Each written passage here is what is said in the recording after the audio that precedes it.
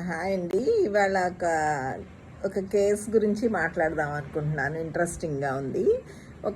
ఒక డెలివరీ అయింది. ఫస్ట్ తను ఇప్పటికి ఒక 10 months బేబీకి ఇప్పుడు పాలిస్తాను, చక్కగా పాలిస్తుంది. పీరియడ్స్ రాలేదు ఇప్పుడు దాకా.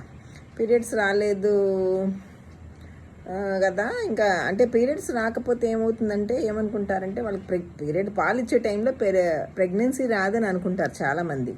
కానీ పాలిచ్చే టైంలో కూడా అప్పుడప్పుడు రిలీజ్ అవుతూ ఉంటుంది. ప్రెగ్నెన్సీ కూడా రావచ్చు మనం కనుక జాగ్రత్త తీసుకోకపోతే, ఎడిషనల్ కాంట్రసెప్షన్స్ ఏదన్నా జాగ్రత్త తీసుకోకపోతే కనుక. సో తనకి అలా తెలియక ఏం చేసిందంటే అలా వదిలేసింది. 10 months వచ్చేసినాయి బేబీకి. పాలిస్తుంది కదా, తనకి ఇంకా ప్రెగ్నెన్సీ రాదని అనుకున్నారు. మళ్ళీ మామూలుగానే ఉంటున్నారు.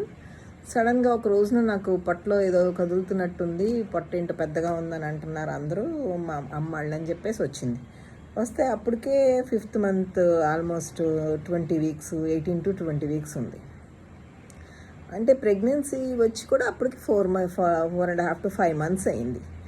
10 months బేబీ, మళ్ళీ 5 months ప్రెగ్నెన్సీ. సో ఇలాంటివి మనం కొన్ని తెలుసుకోవాలి మీరు. అంటే పాలిచ్చే టైంలో కూడా ప్రెగ్నెన్సీ రావచ్చు, కాంట్రసెప్షన్ ఏమీ వాడకపోతే కనుక. సో అవి తెలుసుకుంటే బెటర్. ఇప్పుడు మళ్ళీ పాపం 10 months బేబీతో మళ్ళీ 5 months ప్రెగ్నెన్సీ, ఏమి చేసేదేమీ లేదు, ఉంచుకోవాలి. సో కానీ తనకి చాలా ఇబ్బంది అయిపోద్ది పాపం. వెంటనే డెలివరీ వితిన్ 1.5 yearsలో 2 deliveries అయిపోతాయి.